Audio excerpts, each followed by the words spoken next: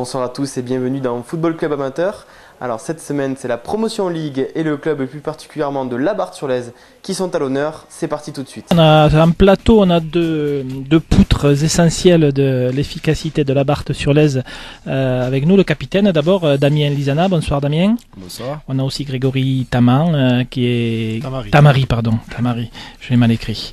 Tamari qui est le latéral droit, un des plus anciens. Ça fait 15 ans que tu es à Labarthe, Greg. Donc tu vois aujourd'hui le club prendre une dimension supérieure, acquérir un statut de club de ligue, ce qui était jamais arrivé encore. Fait, hein. oui. Comment vis-tu ça? Pour un petit club comme Labarthe, c'est vrai que c'est très sympa.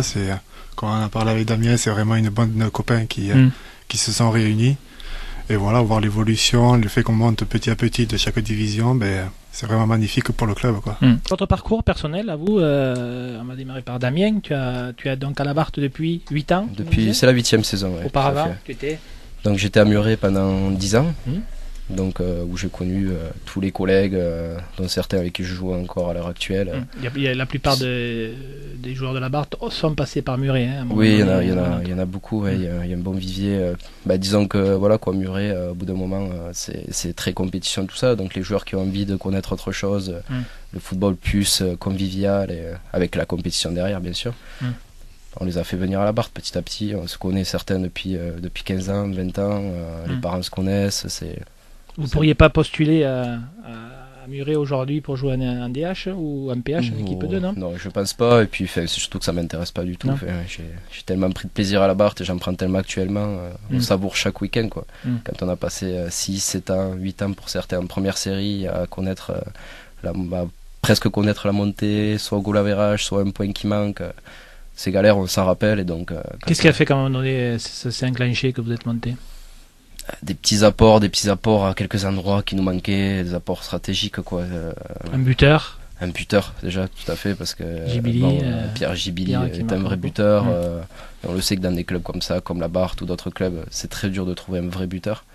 On a toujours eu notre numéro 10, son grand frère Julien Gibili, qui a supporté parfois l'équipe offensivement, mais ça suffit pas pour être tout le temps, tous les week-ends, accrocher la victoire contre des équipes qu'on dit parfois moyennes, mais qui s'arrachent, quoi, parce que vous êtes premier, ils regardent le classement. Donc on savoure et on profite à fond, quoi.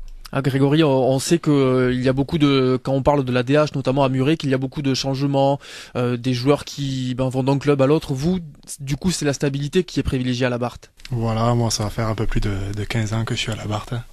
Voilà, du poussin, moins de 11, moins de 13, moins de 15. Donc voilà. Donc tu fais un peu partie des meubles là-bas, quoi. Ouais, je suis un ancien, j'ai pris un peu la poussière, oui. Voilà. Quel âge tu as? Tu es jeune? 27. Et voilà, ouais. Ah, ouais. Et toi, Damien? 26. 26, d'accord. De manière générale, l'équipe est jeune c'est comme à ça? peu près la moyenne, ouais. Il y a 2-3 joueurs un petit peu plus jeunes. Voilà, pas beaucoup plus vieux, je pense. On a un qui a 30 ans. Ouais, Loulou. Et puis après, après la moyenne, c'est 25, 26. 25, ouais.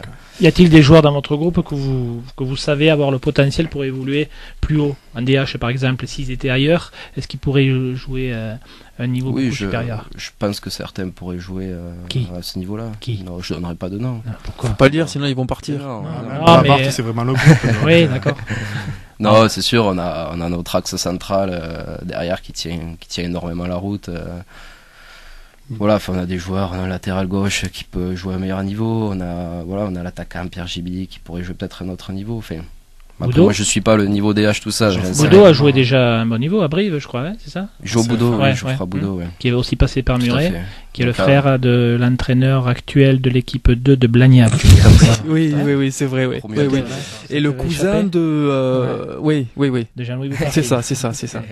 Donc, lui a connu un bon niveau, donc c'est vrai que dès l'an dernier, son arrivée nous a apporté, puisque il est arrivé avec des petits soucis physiques, il peut pas forcément s'entraîner, donc il est là le week-end, et puis on y a redonné encore une envie du football qu'il avait un peu perdu par rapport à ses problèmes de genoux, tout ça. Donc lui, il est arrivé en pensant juste jouer au football tout simplement avec des collègues. Et il s'est pris au jeu, quoi. Il se prend au jeu, je pense, et il nous apporte ses conseils, des choses qu'il voit bien mieux comme nous, quoi. Et j'ai l'impression que Laurent Barizza aussi arrive à gérer ça de manière très, très calme, très pondéré. C'est quelqu'un qui prend beaucoup de recul et qui, je sais pas, je vous vois pas fonctionner, mais on a l'impression qu'il vous laisse pas mal de liberté tout en intervenant quand il faut.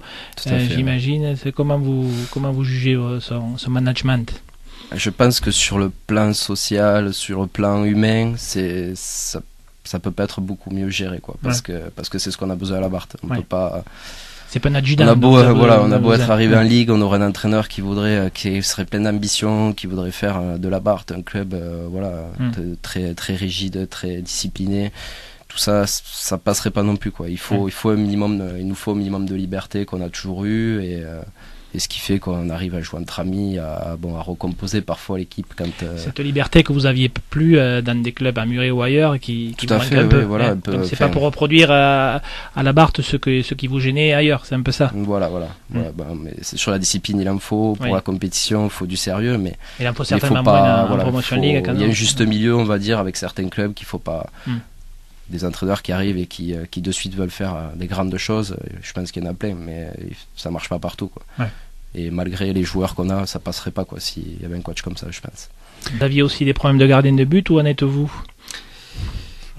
Toujours un peu ce problème quand même. Là, on a notre gardien titulaire, on va dire, qui est venu nous aider pour ce match contre Sainte-Gabelle. Il sera là encore samedi, ou c'est juste une pige qu'il a fait?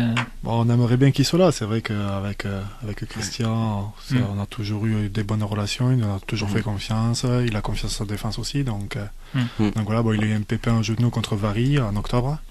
Donc voilà, du coup c'est un autre gardien, le gardien de la 2, Aurélien, qui est venu nous épauler, qui a fait également des très beaux matchs. Donc voilà, il s'est fait opérer des dents de sagesse. Donc, cette année sur Toulouse, les gardiens, entre le TFC et la Barthe-sur-Lèze, ils se blessent, ils tombent comme des mouches. C'est ça.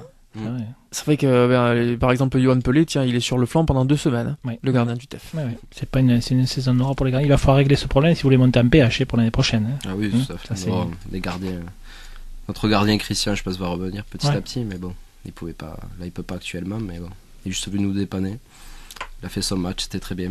Peut-être les questions, non, Fred? On va y aller avec les questions. Allez, on va essayer de faire repartir le petit chronomètre juste derrière.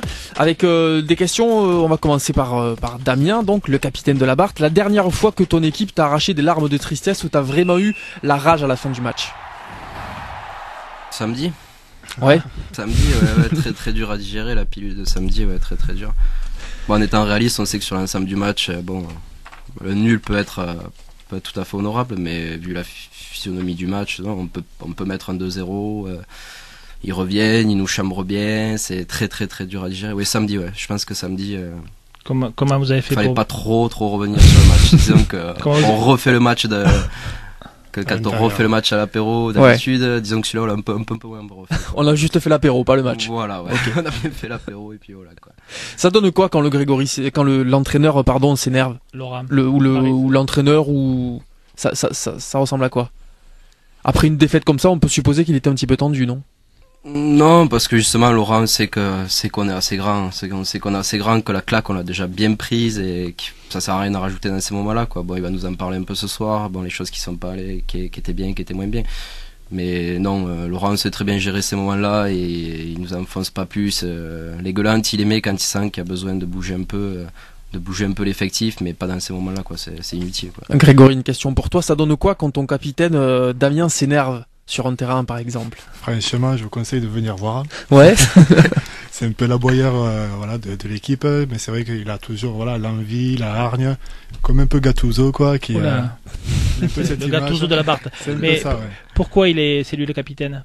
Pour ça, justement? Pour ça, il a toujours la hargne, il donne toujours l'envie, il arrive toujours à nous réveiller, à nous donner les bons mots qui fait que on va s'arracher un peu plus et il est complémentaire du coach qui lui est plus placide et plus. Voilà, il est un peu plus calme, Laurent, et c'est vrai que Dame, ça là, du coup, il fait plaisir. On reste avec Grégory, peut-être une question. C'est Damien qui vient de nous dire la dernière fois qu'il avait été déçu, et toi la dernière fois que tu as été vraiment heureux avec la Barthe sur un match. Vraiment heureux, c'est la montée de l'année dernière, quoi. C'est vrai que c'est quelque chose qu'on avait. On n'avait pas prévu ça au tout début, et après on a joué chaque match. Et on a vu que par rapport aux opportunités et les matchs qu'on faisait, il y avait moyen de faire quelque chose. Et c'est vrai qu'à la fin de la saison, on s'est vraiment lâché. Et le dernier match de la saison où on est monté, là, ça fait Ça s'est joué au dernier match? Ça s'est joué au dernier match, ouais. C'est pour ça, c'est le petit truc en plus. Faites les choses bien à la Barthe. Voilà. Question pour Damien Lisana, donc le capitaine de la Barthe sur l'Aise. Ton rôle de capitaine, ta mission de capitaine, tu la prends comment? C'est quoi pour toi être un bon capitaine? Pour moi, on en a déjà parlé avec les collègues, quoi. C'est vrai que des fois, les premières années de capitanat, parce que t'es pas le plus âgé aussi, du coup. Oui, voilà, tout à fait. En plus, ça fait que 3 ans. Je suis pas le plus ancien à la Barthe. Mais quand on m'a donné ce rôle de capitaine, moi j'ai dit voilà, moi je connais mes valeurs, ça va être plus sur le mental que je vais pouvoir jouer sur mes collègues que sur le placement technique, la vision qu'on peut avoir de derrière tout ça. J'ai moins d'analyse sur ça, mais connaissant quasiment tous les joueurs et certains les connaissant bien, disons que mon rôle de capitanat, je le joue à fond sur le mental de chacun, quoi. Essayer de bouger parce qu'une personne, on va peut-être pas, il y en a un qu'on va secouer, l'autre qui va falloir parler. Dis-nous des noms là, qui c'est qu'il faut secouer par rapport à l'équipe de la semaine dernière? Par rapport à Gonçalves, Dos Santos, Cugat, Alonso, Boudot, les frères Gibili, Gasparin. Non, franchement, lequel a tendance à s'endormir un peu si t'es pas derrière tout le temps?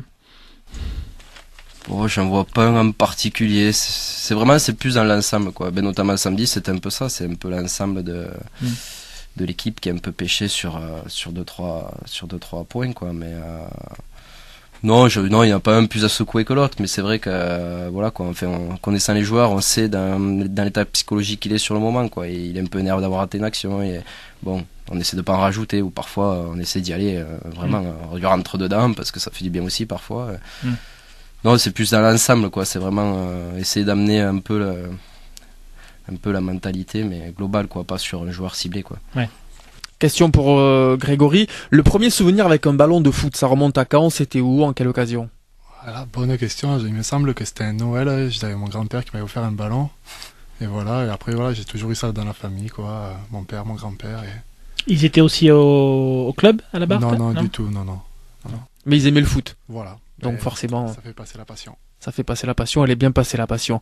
Première déception en tant que joueur dans les petites catégories en poussa, là, quand tu perds la coupe de la Barthe peut-être ou c'était en finale en moins de 13 qu'on a joué à Muret contre...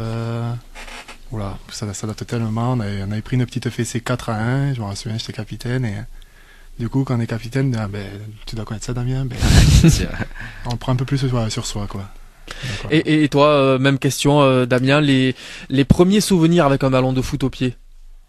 Moi, les premiers souvenirs, c'est déjà avec un ballon de rugby. Après, il y a eu un peu de tennis, un peu de judo. Mais les premiers souvenirs de ballon de foot, ouais, c'était à Muret, quoi. C'était à Muret. Enfin, j'ai fait 6 mois au Lerme, mon village natal. J'ai fait 6 mois, mais j'ai vite compris que c'était un peu la débandade. Et après, à Muret, ouais, de très bons souvenirs parce que d'entrée, dès la 2e année, on va en coupe régionale, un super groupe. Il y a déjà, d'ailleurs, il y a 2-3 joueurs qui sont là. Geoffroy Boudot qui joue actuellement, David Alonso, et un autre, Olivier Foroux, mais qui est plus là actuellement. Et c'est les premiers souvenirs. On avait une très très bonne équipe. On s'est suivi pendant 2, 3, 4 ans. Et on a fait de belles choses. Ouais, c'était vraiment des bons souvenirs. Les coupes régionales, le TFC, les fontaines, ça donne toujours un peu d'ampleur. On sent que dans ce que tu dis, il y a toujours le fil conducteur de l'amitié malgré tout. Ah oui, bien sûr. Je pense qu'on serait pas là aujourd'hui. On serait tous un peu éparpillés, mais ça, on l'a au fond de nous tous, et c'est ce qui fait qu'on est la Barthe. Le fil conducteur de l'amitié, c'est beau, Julien. Mais c'est vrai, dans ce qu'il dit depuis le début, Damien, il parle du demande de copains qui jouent au foot, tout ça avant tout. Je le note. Tu peux y aller, il n'y a pas de copyright dessus. Voilà, c'était donc Football Club Amateur. On se retrouve dès la semaine prochaine pour un nouveau numéro. Au revoir.